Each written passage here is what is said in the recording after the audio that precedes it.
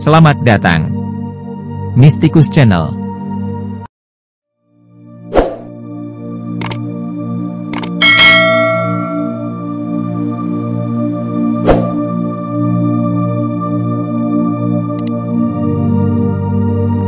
Kiai Haji Dimyati, dilahirkan pada tahun 1875, di Dusun Kauman Desa Campur Darat Kecamatan Campur Darat Kabupaten Tulungagung. Beliau adalah putra ke-6 dari 10 orang putra-putri Mbah Zayadi dan Ibu Arisah, yaitu Mirah, Hindun, Khadijah, Klumpuk, Sulbiah, Katminah, Maryam dan Kasmi. Pada waktu dilahirkan oleh kedua orang tuanya beliau diberi nama Hosun, dengan makna khos, kedudukannya dan san, perbuatan atau tingkah lakunya. Hosun lahir di lingkungan keluarga yang religius dan taat menjalankan agama. Sebagaimana umumnya penduduk di wilayah Dusun Kauman masa itu. Pekerjaan Hosun adalah bertani, demikian pula orang tua Hosun. Hanya yang membedakan dari warga masyarakat yang lain adalah, Mbah Zayadi memiliki loyalitas dan dedikasi yang tinggi terhadap berkembangnya agama Islam di lingkungannya. Oleh karena itu tidaklah berlebihan kalau dikatakan bahwa beliau merupakan salah satu pemimpin masyarakat yang sangat disegani pada masanya. Hidup di lingkungan tersebut memudahkan Hosun dan saudara-saudaranya untuk memperoleh dasar-dasar agama Islam. Sejak kecil kedua orang tuanya telah menanamkan nilai-nilai Islam pada Hosun dan saudara-saudaranya. Waktu itu Hosun dan saudara-saudaranya menerima pelajaran membaca Al-Quran dari lingkungan keluarga, sebelum mereka meninggalkan keluarga untuk mencari ilmu ke pondok pesantren. Hosun menikah dengan putri dari desa Kalirong Kecamatan Gringging Kabupaten Kediri yang bernama Syufiah binti Kiai Haji Abdullah Hashim atau Abdul Jalal. Saat itu beliau baru saja menyelesaikan pendidikan di pondok pesantren Endu Nganjuk.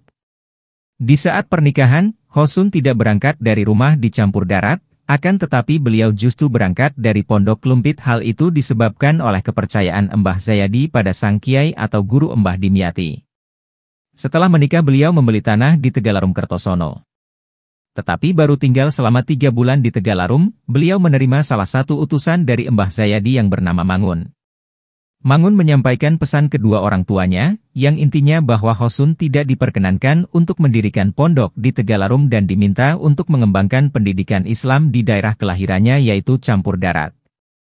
Menurut Mangun, larangan dari kedua orang tuanya tersebut dikarenakan Hosun dianggap sebagai satu-satunya putra dari Mbah Zayadi yang mampu meneruskan perjuangan dan cita-cita beliau dalam mengembangkan Islam. Sekitar tahun 1918 Hosun kembali ke Campur Darat. Oleh orang tuanya dibelikan sebuah rumah yang berupa balai dari Dusun Cerme Desa Gamping Kecamatan Campur Darat. Balai tersebut merupakan bekas milik seorang pemain jaranan, kemudian balai itu oleh Hosun difungsikan untuk langgar, surau. Di tempat itulah Hosun mulai mengumandangkan Islam di tanah kelahirannya di Campur Darat. Pada tahun 1918 Hosun bersama istri melaksanakan ibadah haji ke Baitullah dan berganti nama dari Hosun menjadi Dimyati sebagaimana yang diamanatkan gurunya Kiai Haji Dimyati dari Termas Pacitan.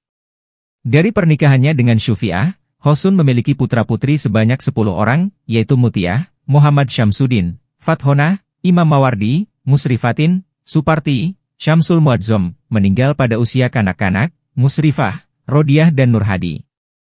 Saat ini putra-putri beliau tinggal di beberapa kota di Jawa Timur. Sebagai penerus perjuangan beliau dalam mendidik masyarakat dengan nilai-nilai Islam di Campur Darat saat ini diemban oleh Muhammad Syamsuddin. Perjalanan pendidikan. Sejak masa kecilnya Hosun belajar Al-Quran pada keluarganya di Campur Darat, selanjutnya beliau menuntut ilmu pada Mbah Mesir di Durenan Trenggalek. Setelah menyelesaikan ngaji pada Mbah Mesir beliau melanjutkan nyantri pada Kiai Haji Dimyati Termas. Beliau di sana selama 6,5 tahun. Pada saat di Termas inilah, suatu ketika Hosun dipanggil oleh gurunya yakni Kiai Haji Dimyati dengan maksud meminta agar Hosun mengganti nama yang sama dengan dirinya yaitu Dimyati. Mendengar perintah dari gurunya Hosun tidak berani menolak. Namun beliau menyatakan kepada Kiai Haji Dimyati bahwa dirinya berkenan memakai nama Dimyati jika sudah berhasil sampai di Makkah untuk menunaikan ibadah haji. Perjalanan pendidikan Hosun tidak hanya berhenti di Termas, setelah masa nyantri di Pondok Termas dianggap cukup, Hosun melanjutkan ke Pondok Tragal Jawa Tengah. Dari Tragal Hosun kemudian berguru pada Kiai Haji Holil Bangkalan, Madura. Menyelesaikan pendidikan di Madura, Hosun lalu berguru pada Kiai Haji Zainuddin di Mojosari Nganjuk. Usai dari Mojosari, Hosun meneruskan mencari ilmu pada Kiai Haji Marwah di Mangunsari Nganjuk. Merasa belum cukup bekal untuk mengemban amanat Khalifatullah fil Ardh, Hosun kembali meninggalkan kota kelahirannya untuk menambah bekal pengetahuan melanjutkan mondok di Pondok Pesantren Sekar Putih Nganjuk. Setelah menyelesaikan pendidikan di Sekar Putih, beliau meneruskan ngaji di Pondok Klumpit Nganjuk. Dari Klumpit beliau melanjutkan lagi di Pondok Pesantren Lirboyo yang diasuh oleh Kiai Haji Abdul Karim. Saat itu jumlah santri masih 8 orang. Ketika menjadi santri dari Kiai Haji Abdul Karim Lirboyo, Hosun juga ikut belajar, merangkap belajar di Pondok Banjar Melati dan di Pondok Jamsaren Kediri.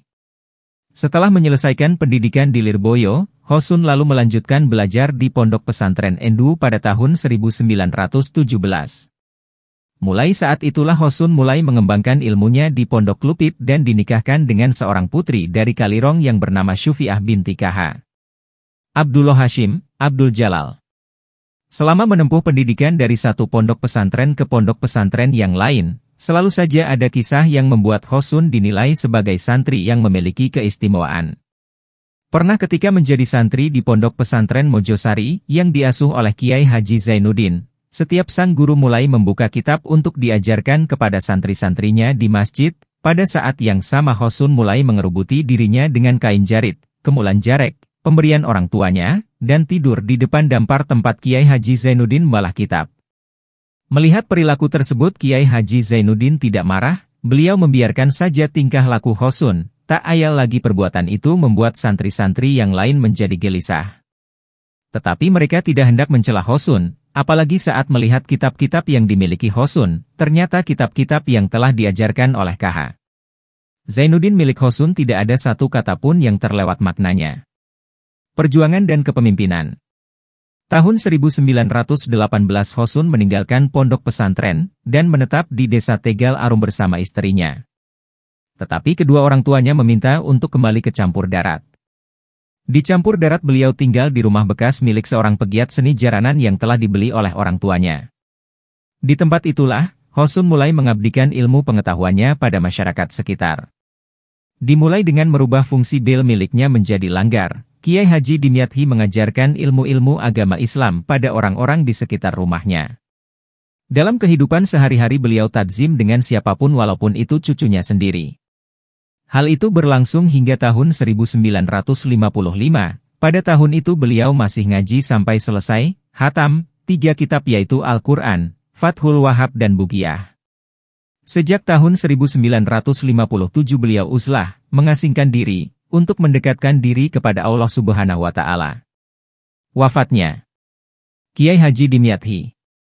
Setelah beliau melaksanakan uzlah selama 17 tahun dan tidak aktif lagi untuk melakukan pembinaan kepada santri dan masyarakat sekitar, seluruh aktivitas pembinaan diserahkan kepada putranya Kiai Moh Syamsuddin.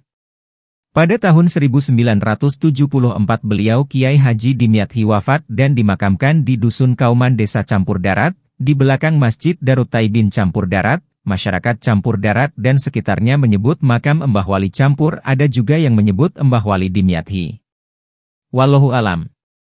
Jika Anda menyukai Mistikus Channel silahkan like, komen,